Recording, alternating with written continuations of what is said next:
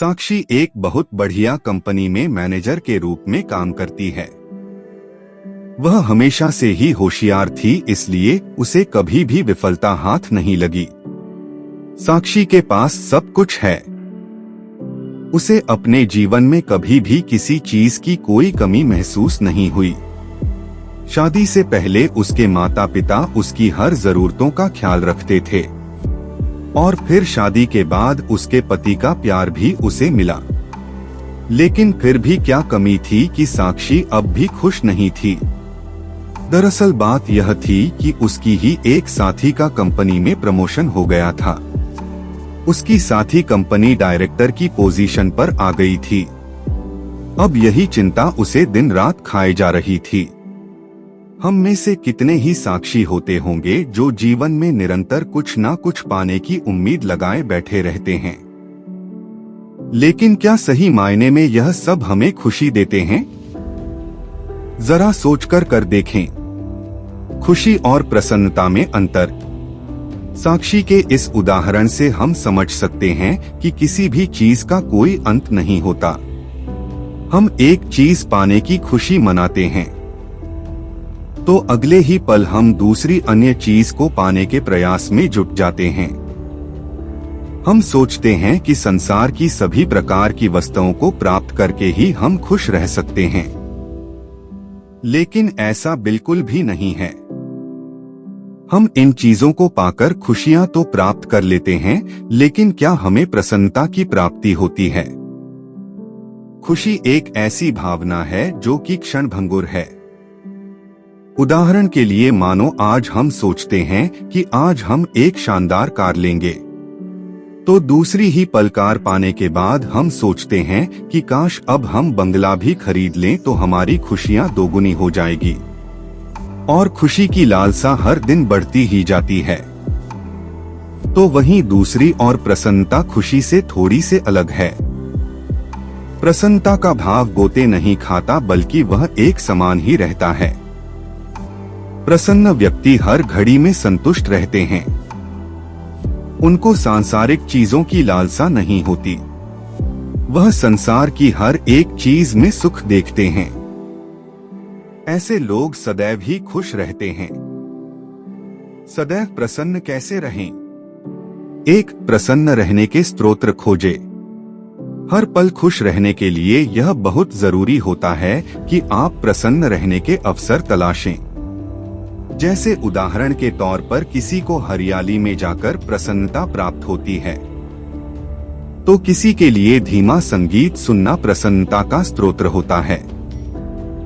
हर किसी को अलग अलग तरीकों से प्रसन्नता मिलती है। 2, किसी के प्रति घृणा ना रखें। किसी के प्रति नफरत की भावना रखना अच्छी बात नहीं होती है। घृणा रखने से हमारा ही नाश होता है। ऐसे में हमारी प्रगति नहीं हो सकती है। इसलिए कहते हैं कि हमको दूसरों के प्रति प्रेम और सम्मान का भाव रखना चाहिए। जब हम सारे संसार से प्रेम करने लगेंगे तो प्रकृति हमारी झोली आनंद से भर देगी। 3, प्रकृति को धन्यवाद। आप आज स्वस्थ जागे हो और सही से सांस ले रहे हो तो इसका सारा श्रेय जाता है प्रकृति को। प्रकृति ने हमें बहुत कुछ दिया है। आज समस्त संसार प्रकृति के भरोसे ही चल रहा है। इसलिए हमें हर दिन प्रकृति को धन्यवाद देना चाहिए।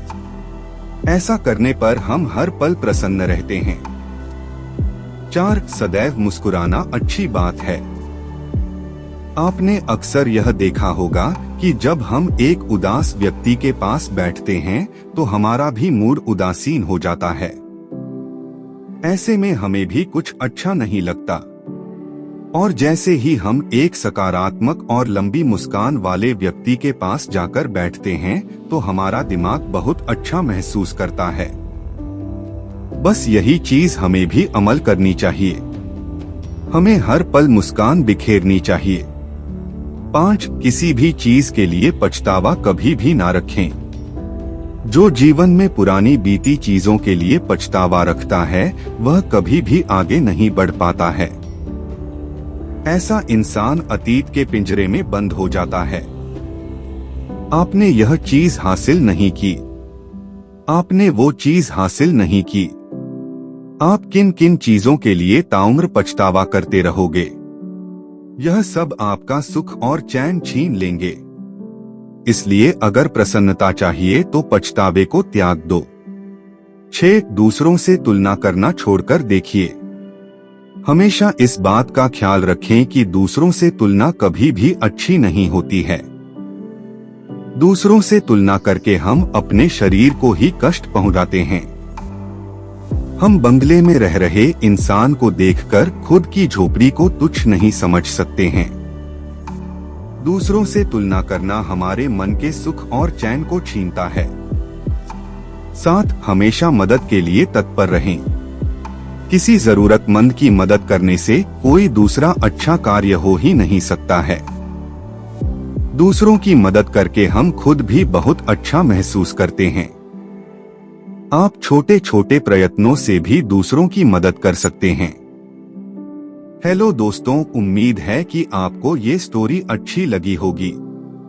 स्टोरी अच्छी लगी हो तो स्टोरी को लाइक और अपने दोस्तों के साथ शेयर करें। तो मिलते हैं फिर ऐसी ही स्टोरी में नेक्स्ट स्टोरी वीडियो में। अगर आप इस चैनल पर नए हैं तो आप मेरे इस YouTube चैनल स्टोरी अड्डा बाय AP को सब्सक्राइब करें। Thanks for watching.